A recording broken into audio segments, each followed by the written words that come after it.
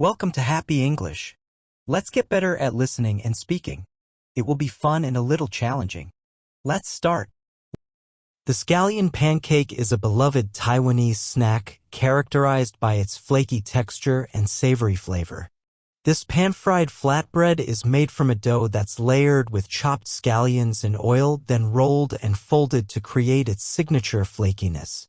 The pancake is cooked to a golden crisp, with the scallions providing a mild, oniony sweetness.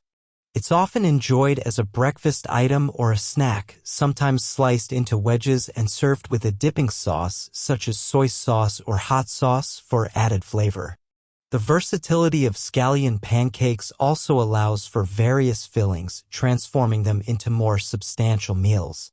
This snack is a testament to the Taiwanese talent for transforming simple ingredients into culinary delights, with its irresistible combination of crispy layers and flavorful scallions.